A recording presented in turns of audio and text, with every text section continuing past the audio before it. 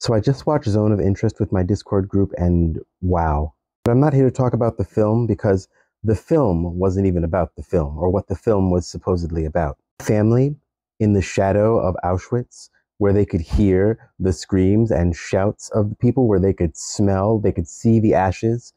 That's all of us. That's not just a few people somewhere. How far do you live from a prison where people are getting beaten, where they are caged all the time for mostly nonviolent crimes, where they are being used for their labor? How far do you live from one of those? While we watch the Oscars and the Super Bowl and Netflix, then we go to our phones and we watch the genocides that are happening with our money and in our names. And we see all of that and do basically nothing.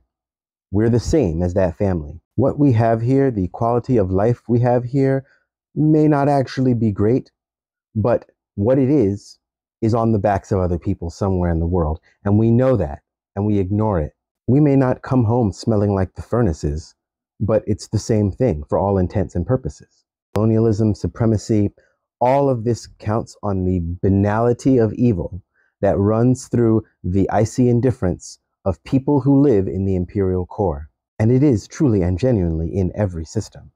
I mean, if you are part of the Christian church, what have you looked away from that the Christian church is uniquely responsible for? Higher education institutions, big corporations, right? The money that you get from these, or the notoriety that you get from associating with them, you're paying in somebody else's blood. First thing I feel like the Spirit tries to do when seeing something like this movie is distance itself from the reality that it 100% applies to each and every one of us, especially those of us that live in America. The high and thick walls that surround prisons and concentration camps, sure, they're there to keep people in, but they're also there to keep our eyes out. Hell, the reason they're doing so much to take these platforms away is because they're putting our eyes back inside those walls, where they fucking belong and where they should never leave. It's easy to look at a movie like that and think that it's just about that particular situation or about what's currently happening in the Middle East. But I want you to look at that movie and see yourself because you're in it. So am I. If you are a citizen of America, you are in the zone of interest. Beyond the garden wall there is horrors that you're ignoring because you like your life. But the gag is, wherever there is a wall that is keeping someone else in and you out, that is a barrier between yourself and reality.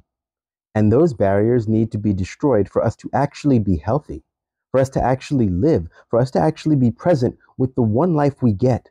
I highly recommend that you watch it, and I want you to see yourself in either the SS officer, his wife, one of the kids, somebody that lived in that house, because you're there. Every prison cuts both ways. Every wall blocks both ways. Refusing to smell the rot and decay on the other side of that wall doesn't make you safe. It makes you weak and complicit.